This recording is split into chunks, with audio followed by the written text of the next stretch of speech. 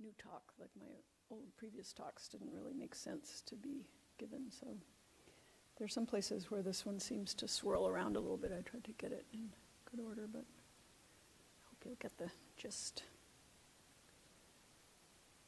I want to say this time of year is the period of time in which my mother died some years ago, and something about the freshness of the environment and the flowers coming out always reminds me of her and the last time in her life. It's a very poignant thing to recall and to think about.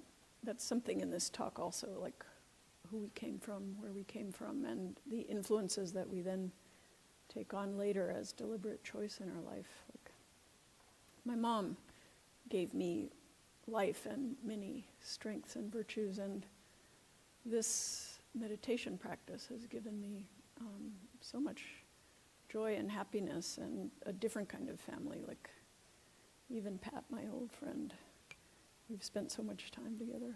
I'm so happy to be here and kind of see where Pat operates, the Pat operation, you guys. So here we are now in the third day of our retreat, and I'm hoping that you're settling in a little bit, that you feel some of the impact of your many moments of effort, that there may be some times of calm and steadiness or clarity of being able to see what you're looking at, kind of amidst maybe also feelings of just being engulfed by different forms of craziness of our mind. They tend to be an alternation, like you'll have everything will sort of feel like it's settled, and the mind will say, hey, this is great, finally I'm there, and then it's almost as if the sensation of calm provides space for the next wave. So there is that kind of unsteadiness that we have. We can't always count on calm and clarity, but we're also getting skills for dealing with the turbulence, as Pat spoke so beautifully last night. And it's funny, Pat, because I feel like a few years ago I started to have that feeling of befriending almost everything that goes on in my mind and being able to. And it's sounded, as I started to teach this way, different from the way that I heard it when I first was taught it, but it also seems like a development in practice with the more kind of loving kindness and self-compassion. It's like when we see some kind of, difficult energy arising in us, that there's less of a sense of judgment or blame, either of ourself or of those internal things that can often feel like enemies, that just the ability to keep turning toward whatever we experience, but the highs and the lows, and just having this constant encouragement. Eventually the mind learns something about being kinder within itself and sees more clearly. Like to see the signal of, dissatisfaction as a signal that maybe something needs to be changed, but not be angry about the dissatisfaction, because often in dissatisfaction we'll feel really unpleasing, and we normally just act as a knee-jerk, like I've got to get out of here kind of thing. That's what the paramecium do, or the bacteria do. What we want to do is get back to that blissed out state that we also know so well, where the grass just seems so beautiful and we don't want to accept the difficulties. And generally, for our organism, pain is the imperative to move it, kind of get out of here or do something to change something, whether to help our body survive or optimize something. And we can feel that suffering as a goad. And in fact, I'm starting to wonder whether, just in the vision of things, that something like physical pain is it's like a communication from the body. It's pain because it wants us to move, not because pain is pain. You see what I'm saying? It's some kind of imperative from the body saying, move that leg, But it's only because we're the kind of organism that we are that we feel it that way. It doesn't exist in itself as an absolute, which is kind of what this talk is about. It's unpicking our experience in this way. And that we can unpick our experience in this way using a combination of sort of a conceptual understanding, which the Buddha also provided, and now science is beginning to fill in a little bit some of the same territory, and direct experiential knowing, so that the way that we look is informed by a speech like this one, which is the only reason to give these boring speeches, other than have you guys not have to pay attention to yourselves for an hour in the evening. It's kind of like the evening show.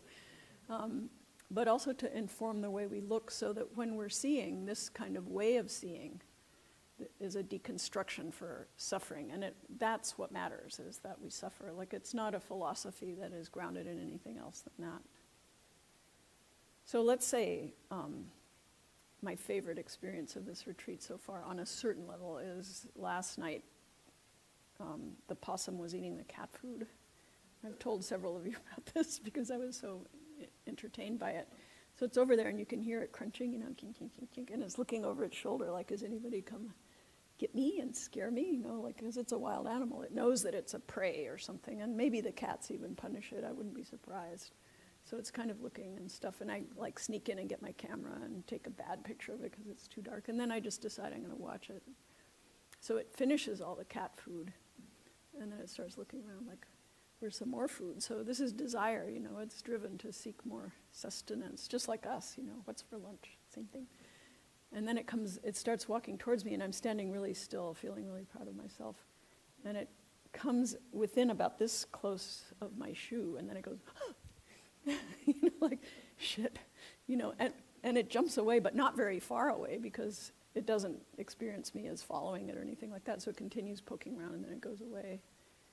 And I thought, the limit of that little mind, it didn't actually look up and say, like, hi to me, or even discern very much about anything other than the shoe itself and the smell that made it, like, say, like, that's not food, and that's maybe something a little bit dangerous for me. But since it didn't hear any sounds of pursuit or anything, and a little bit that's what our reflexive drives are like.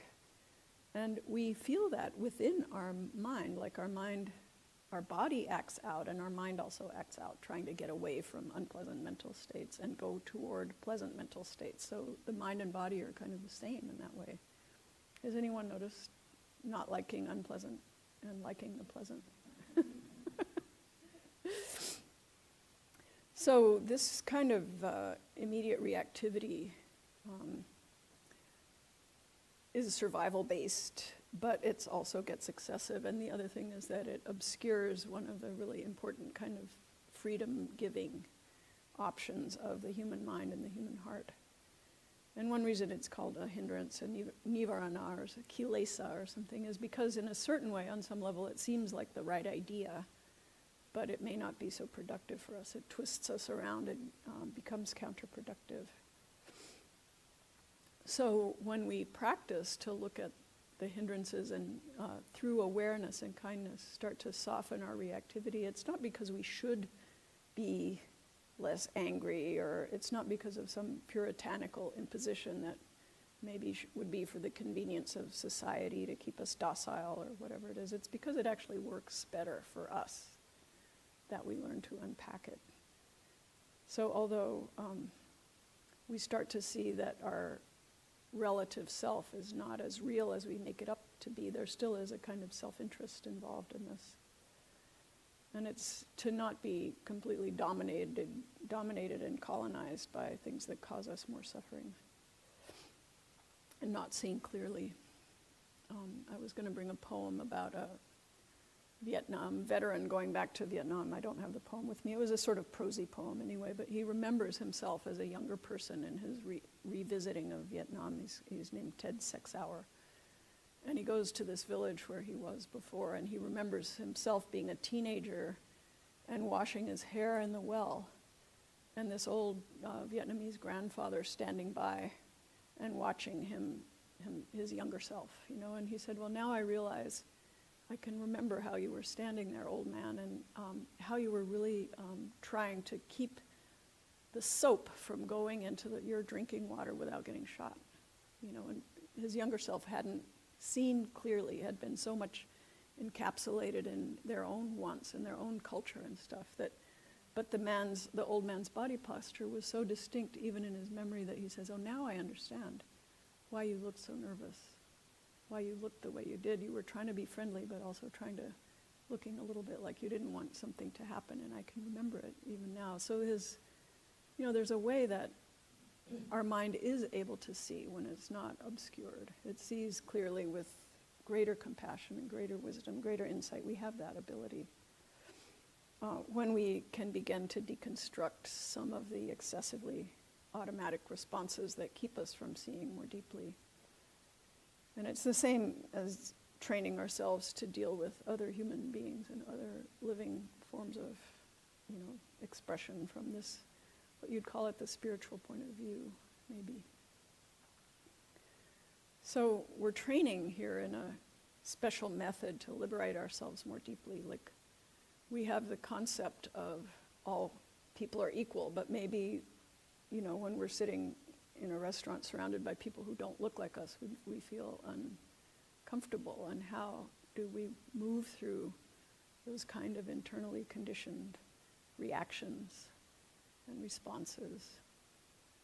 Even when we moved our circle around, the sense of discomfort of that for some people. What it meant, like that something was being imposed that felt different when there was a comfortable relationship with one spot before. That's not to be overlooked, or, you shouldn't, in the practice, feel guilty or ashamed, but rather start to investigate what those reactions and responses feel like.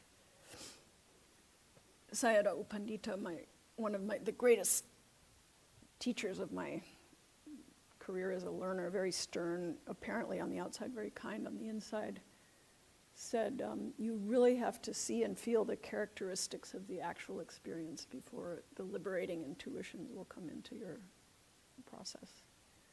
So you have to sort of get up close and personal with your experiential input before you can free it.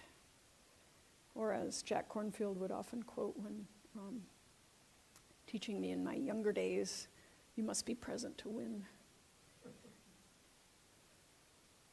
My early training as a teacher was with a psychoanalyst in New York who required people to do mindfulness. He actually got kicked out of the Analytic Society for having people do meditation retreats. That was before it became so fashionable. But his main purpose was to get people actually to feel the feelings that drive their stories and repetitive behavior, because his idea was this, like, let's say we impose a kind of outer structure of ethics on ourselves. We say, like, okay, well, thou shalt not kill, I'm not going to kill, but then you might have this really strong impulse to do it. Meditation gives you the skill to intervene with the impulse and hold it in awareness so that it doesn't activate further chains of things. Like the awareness, it gives you the ability to see through the impulse itself. So action, let's say you're just going to sit and walk.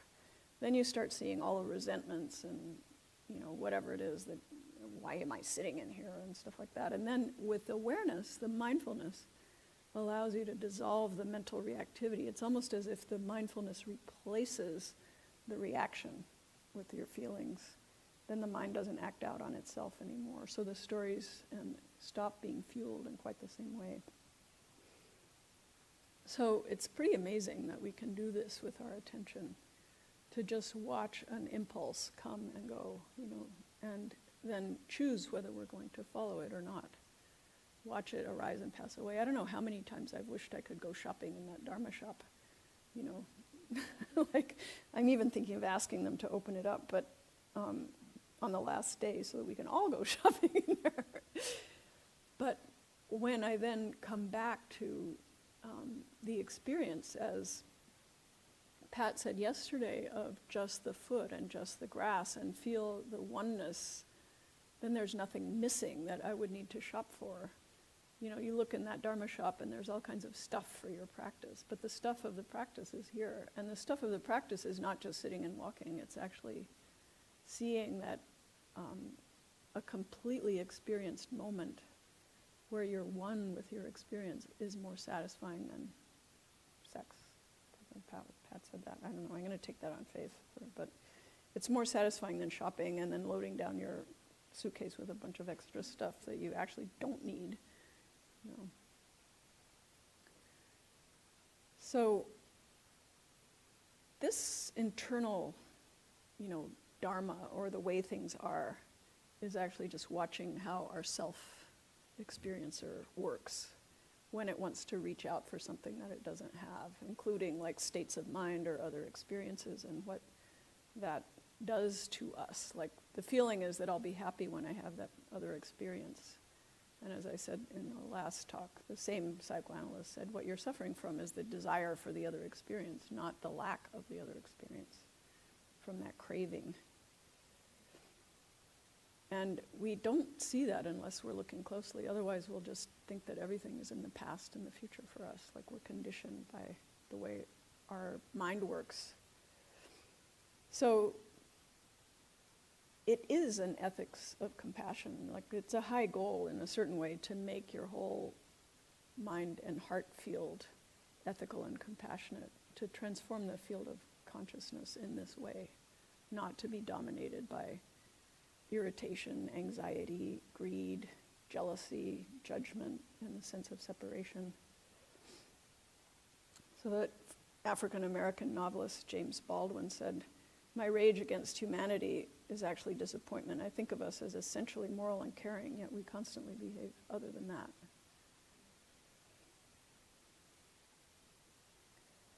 So taking a good look at our experiences here, when the Buddha said that ordinary life is characterized by dissatisfaction, it doesn't mean constant dissatisfaction or that all of life is suffering, but that there's often dissatisfaction and a sense of things not quite being right, or maybe even something's wrong with me, or something's wrong with something. Anybody has felt that other than myself in here, or am I the only one? If you look more deeply at your body and your nervous system, dissatisfaction is kind of part of the deal. Like, with your knees starting to hurt, or I was quoting Rilke about how we waste our pain by waiting for it to end, like we stop experiencing the fullness of our life. Like, how many times have you just waited and waited for the bell? Like, how horrible it is and how long it takes, and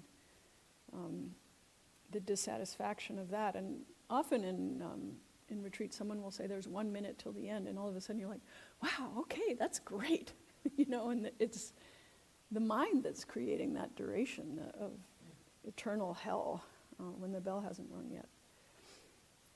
And we're not to blame for it. That's kind of one of the great things, that both evolutionary thought, as Pat was saying, we're kind of born with this as heritage of the reptilian and mammalian and all of that brain. Or the Buddha also says to be born as a human being is to have this. And the question is not to say exactly go to the origin of why it's like this, but really try to heal it or bring it to an end. In a certain sense, if all of life were suffering, maybe we would even not know to worry about it. Like, we would have nothing to compare it to, and we'd get used to it. And that doesn't mean also that it's completely wrong to have preferences or things that we like or things that we move toward. Like, all beings actually have this. Like, plants will send their roots and leaves towards where there's water and sun. That's actually a form of intelligence or decision making. As the less anthropocentric of biologists are beginning to say, it's plant intelligence. And our minds work in the same way.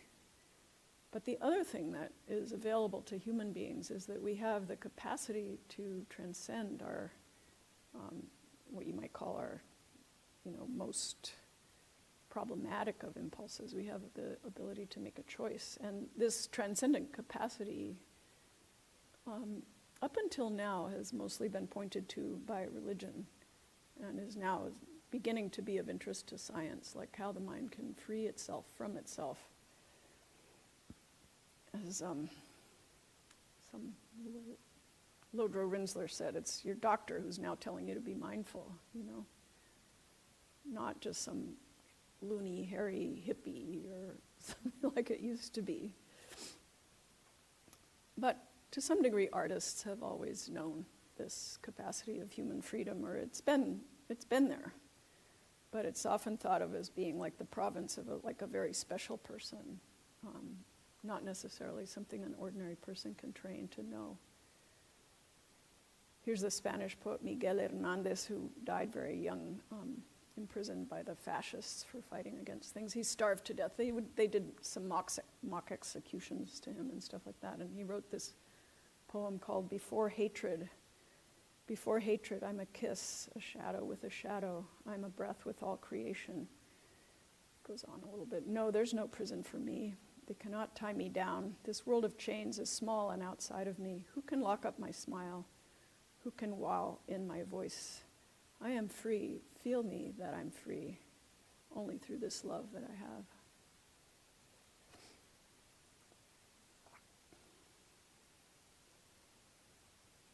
And I used to imagine with my goofy younger mind that if only someone would put me in prison, then I would be freer, because the prison would be more literal than my mind, But I actually think it's really pretty hard to be in prison.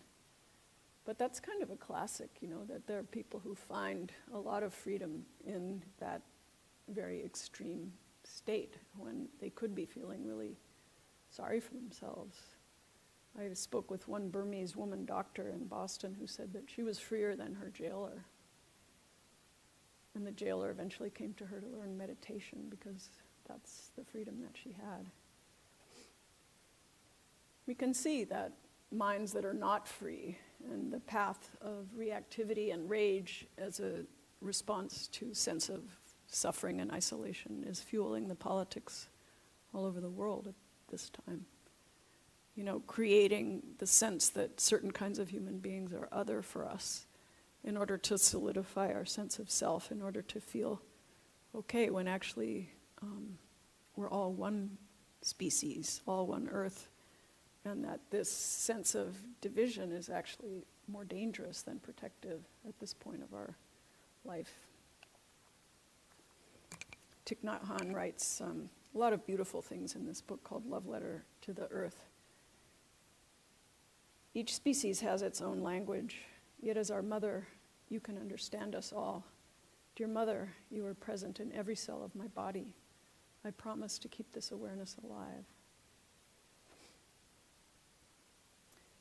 So the Buddha's first noble truth is that ordinary life is filled with dissatisfaction or repetitive dissatisfaction. And the second noble truth is that it's caused by this automaticity of responding unthinkingly and in unhealthy ways.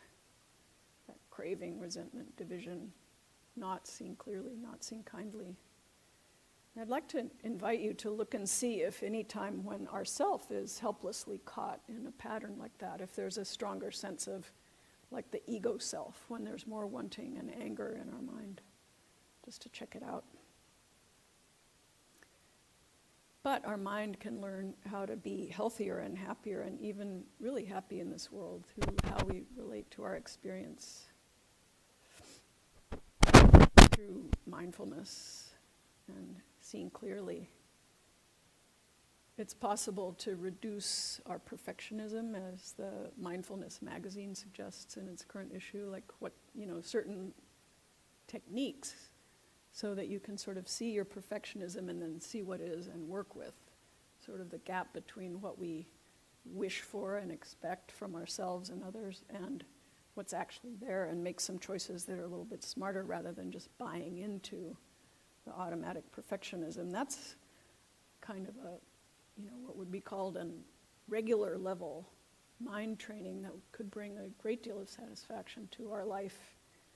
But even deeper than that, the eye of wisdom can develop to a great degree, where we actually start to see something very profound about the nature of life that's so far spoken of by different kinds of theologians, that we are divine, something like that, that we're made in the image of God. That's a language about divinity, about feeling what it's like when you feel integrated you might be changed in a way that's so profound that you won't even believe it.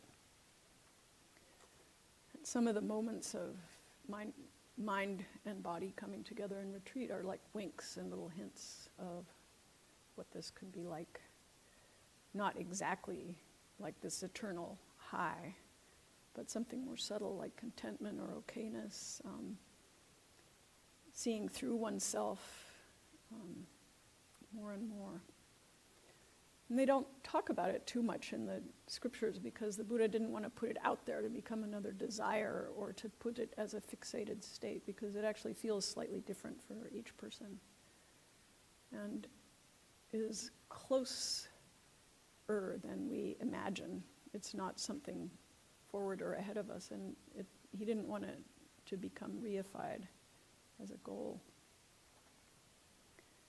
Here's an artist named Molly Crabapple, who's Puerto Rican and Jewish. She goes and draws pictures of fighters and refugees in refugee camps. And she said that she draws instead of taking photographs because the drawing is slower and more engaged. She spends more time with the person.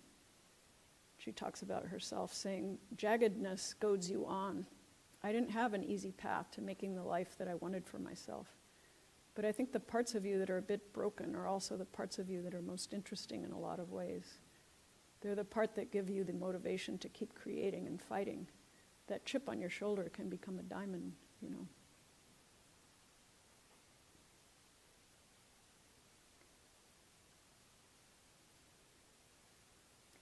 So finding the beauty and freedom of life is one of our options, but it does often mean that we have to engage with all aspects and look at it more deeply. The Buddha said, you can be free. If it could not be done, I wouldn't ask you to do it.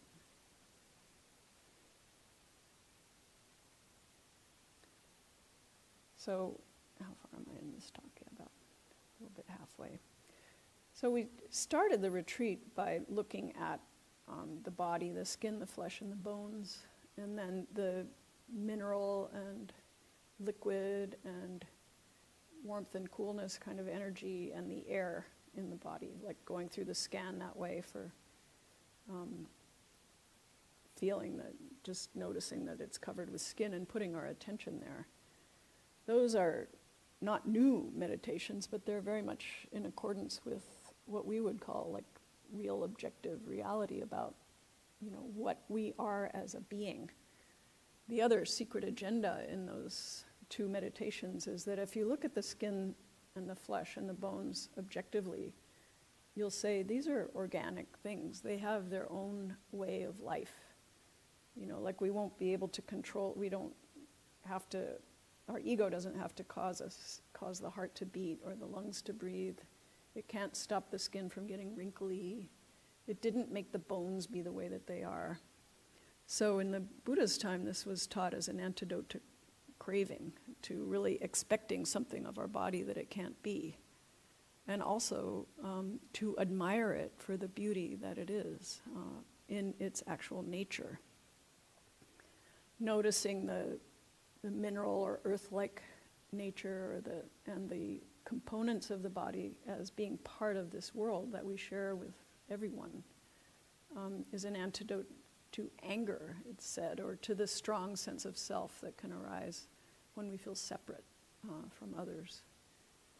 So knowing that within each breath that we take is also a molecule that's been breathed by Michelangelo and Hitler and, you know, legions of anonymous frogs and all that stuff, puts a different kind of quality. It sort of mitigates this strong sense of isolation that creates the sense of our ego self. So through starting to recognize the uncontrollability and reducing the sense of self, we start to move a little bit in the direction of freedom from those internal forces that keep us kind of constricted and small and reactive. Walt Whitman, who was this beautiful, rather enlightened gay poet of the Civil War period, writes, "My tongue, every atom of my blood, is formed from the soil, formed from this air, Born here of parents who were born here from parents just the same, and their parents the same. The smoke of my breath echoes and ripples, my respiration and my inspiration. The beating of my heart, the sniff of green leaves and dry leaves, a few kisses and embraces, circling of arms, the play of shine and shade on the trees. That was in Song of Myself, where he feels that he's all of it, or participating in all of it. That's what we are as well. As Carl Sagan said, to make an apple pie, you need to build a whole universe. But we don't necessarily see that everything that ever happened was needed for us to be here in this room together. Like if there hadn't been a Big Bang bringing manifestation out of God knows what, we wouldn't be here.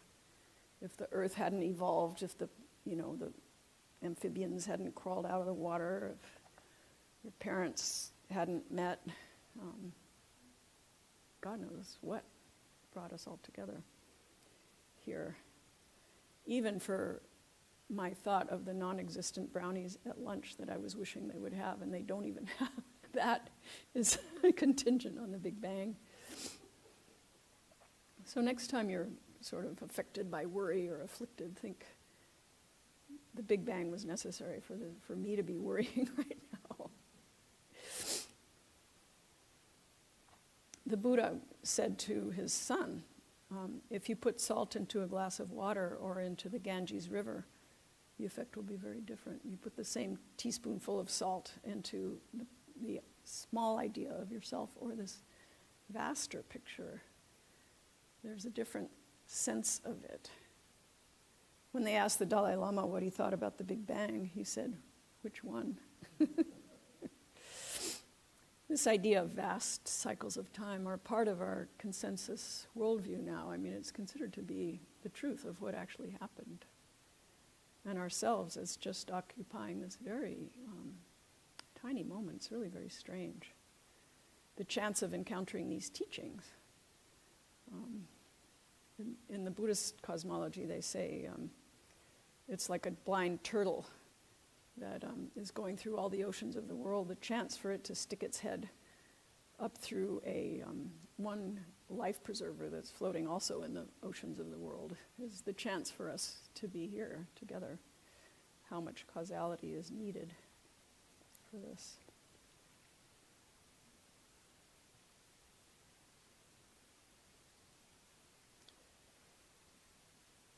So here's also about the mind.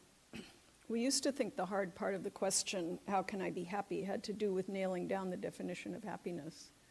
But it may have more to do with the definition of I. I'm going to read that again. We used to think that the hard part of the question, how can I be happy, had to do with nailing down the definition of happiness. But it may have more to do with the definition of I. So think back, did any of us ask to be born? Did we ask to have the face that we're wearing?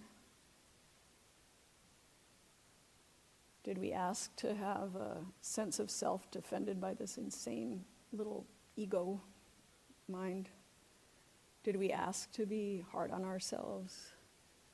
Did we ask for the body that we're in? Did we ask for the social class or the privilege that we have, generally as white educated people? It's not necessarily about us that way.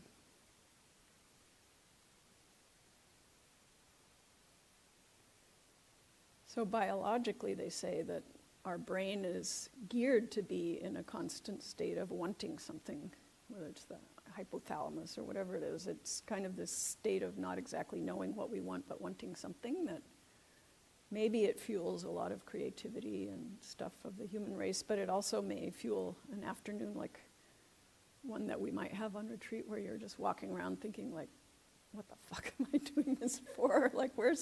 When's the fun gonna start? More grass, more stuff, 2 hours till lunch, and here's a walking period, And what we tend to blame is not, our mind, but the environment and the conditions. Generally, if we were at home, we'd go get an ice cream or get on the internet probably, right? Till our server crashes, then we spend like 45 minutes just trying to log on, like I did while I was trying to write this talk. But on retreat, we kind of bring this careful, caring embrace of mindful attention to what we're experiencing, and eventually we may see that it's actually the screen of boredom is just a mental state, like some almost translucent thing that's separating us from the world, and as you see it more clearly, it doesn't control you anymore, and there's actually nothing wrong with your day at all afterwards. As we train our attention, this becomes more available. So just as much as our body is able to be trained, like you can go and make yourself a muscle, or you can make your legs stronger, or you can make your butt more round if you work hard at it, rounder, maybe not perfect, but different things happen. You can thicken the muscles of your legs by lots of hiking. I have a little ridge on the front of my knee from that, but the doctor said, well, you must have done a lot of something at some point in your life. Our mind is the organ of the body that's the most adaptable to experience. It's changing every second, depending on what's happening. I think there's 11 million stimuli per second that your brain is going through. The most complex object in the universe, we think. But it's constantly responding to its environment. And when we put in this little gap of mindfulness between the impulse and the action, that's what Erich Fromm called the salvation of humanity, actually. So this constant effort that we have to sort of sit at the eye of the hurricane in a way, or bring that quality of equanimity or presence to our experience sooner and sooner and closer to the time, to be right there when your foot lands, or see the mind state clearly. We can start to see it for what it is just a mind state. And when we see it, this is something that you need to experience for yourself. You're not dominated by it in the same way anymore. Sometimes you have to keep going with it and sort of hitting it with mindfulness again and again before the kind of monster dies. Hit it with compassion and mindfulness, a little rationalization, a request to let go, a little more mindfulness. Eventually it softens and begins to let go. But that becomes more and more a habit and happens quicker and quicker, and the sense of freedom and space is really kind of unbelievable. It's very personally meaningful to be able to live in this way.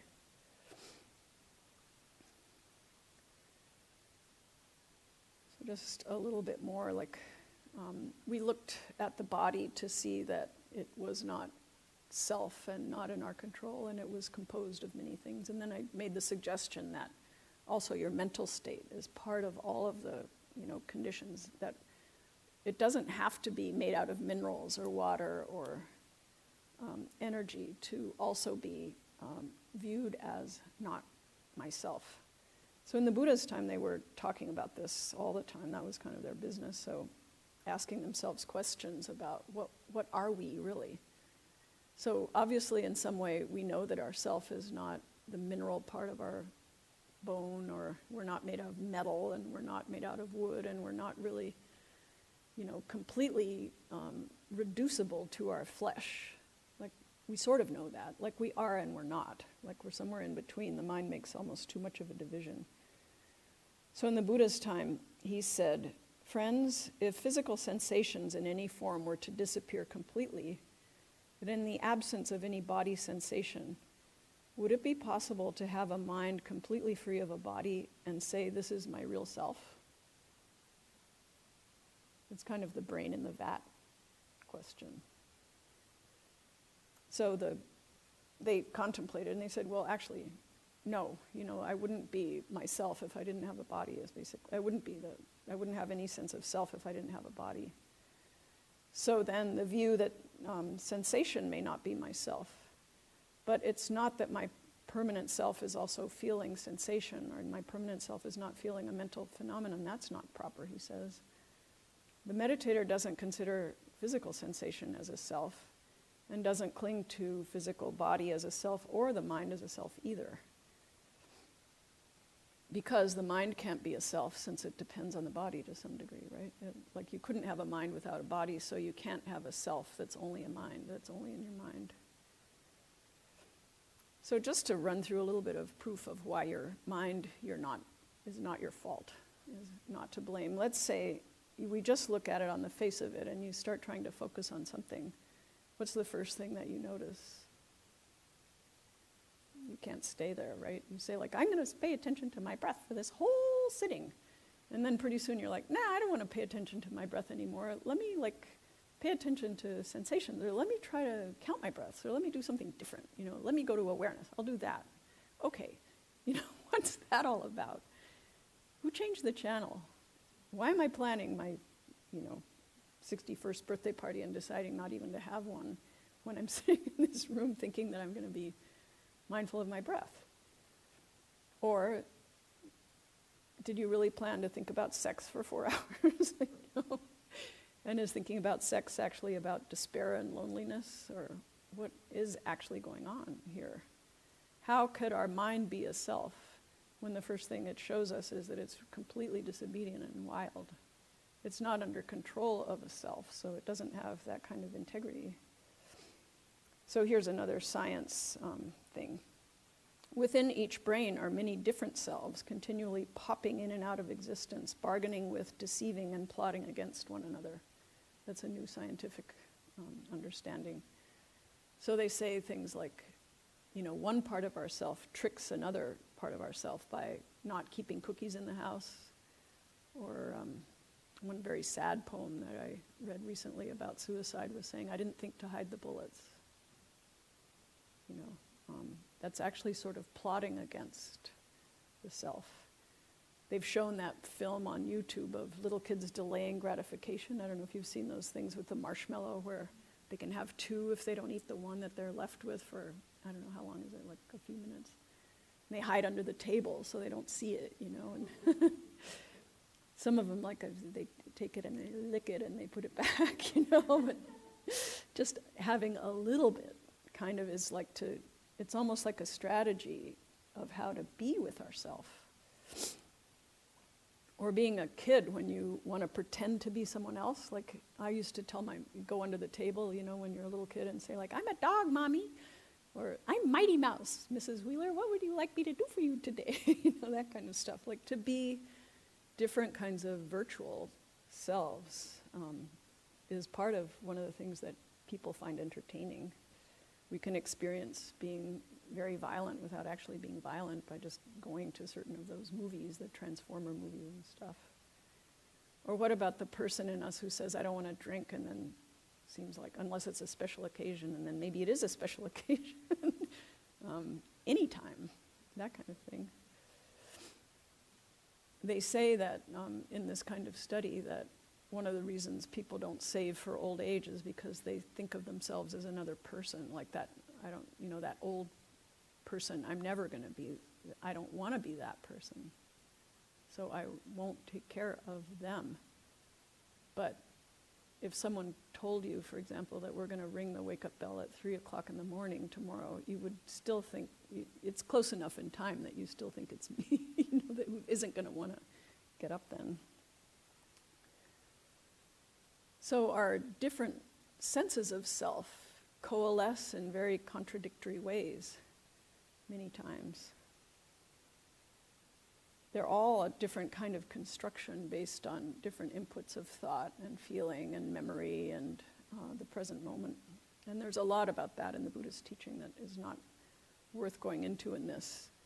So it's a subtle point to say that the Buddha didn't say that there is no self at all, but saying that it's a changing constellation of experience, that our brain and our body are in flux all the time. And each time we are a self, I'm the one who doesn't want to drink, or I'm the one who wants to drink, or I'm the one who says I'm not eating a cookie, and then I'm the one who does eat a cookie.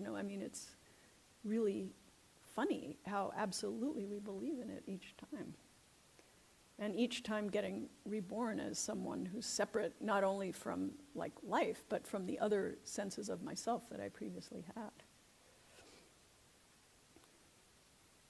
If you look at it closely, it too is transparent and non-binding. Like you look at it with this objective mindfulness, and it starts to dissolve and lose its grip on you.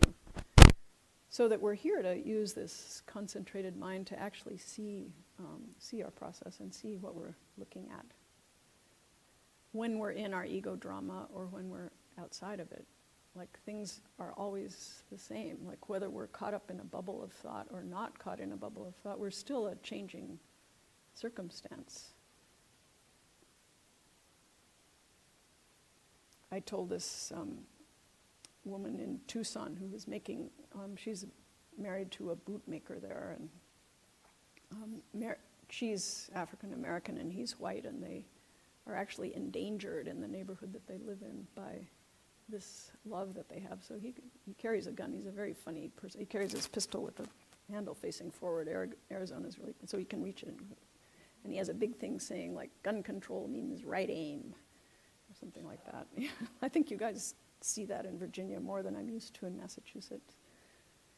But I told her what we were doing here, and she said, it takes a lot of heart to go into yourself and explore. And whatever you learn by exploring, I hope you'll come out and share what you know. So this self-investigation that kind of deconstructs our experience and where we get caught, very important to insert this mindfulness, kind of the sacred pause, or the deeper seeing that can see the transparency of all things, the transparency of our mind, which is where we start to look at the translucent awareness that Pat and I have been talking about a little bit. Like we are overtraining this mindfulness, and eventually it starts to see through. It starts to see as if through clouds, through our mind states, that they can't really hold us, and they start to feel much lighter in a way, or their impact is less. I was going to say that this figure here represents that. It's sort of this luminous embodiment of awareness. It represents the meditative mind, that meditative awareness, this sort of floating in a rainbow light, a transparent sky. It looks like a person because it is sort of the core of oneself, and it has its legs crossed to represent that it's meditation. I mean, these are all iconographies. They're not a person out there. They're kind of like a teaching diagram. It has two eyes because it sees the absolute and the relative at the same time. So that's a picture of you up there.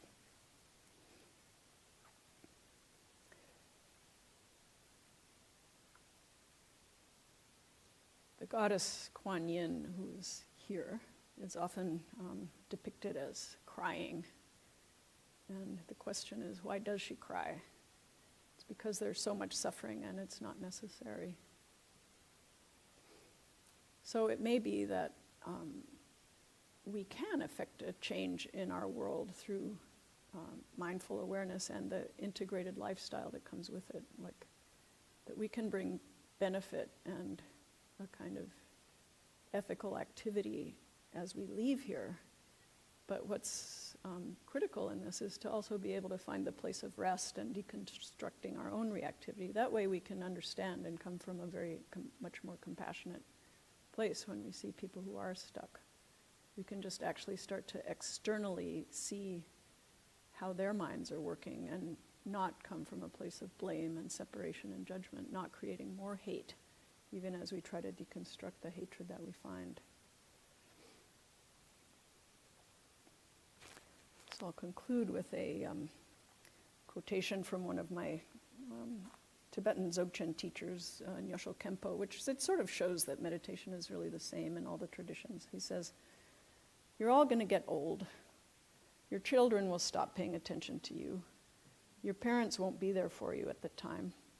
You'll be left alone in a home for the aged, and you'll feel very fortunate if you get one visitor a week. You're not old now. You can walk out into the fields and smell the flowers. this is another retreat, but retreat centers tend to be in places like this. I've been watching you go out and sniff the air and smell the flowers. But when you get old, for you to get from where I'm sitting now to the door will be a huge effort. You'll need to wear a hat all the time to keep your head warm. Your face will be wrinkled beyond recognition. You'll stumble with difficulty to the door, open it, and with your whole body trembling, you'll try to sniff the air from that door. At this time, meditation will be of huge benefit to you. This is something really true. Right now you hear me talking, but you can discover this in reality in your own experience, and it will last you for the rest of your life. Enormous wealth can never benefit you like this kind of meditation can. So now, while you're young enough to learn this, learn about it because it's very useful to you.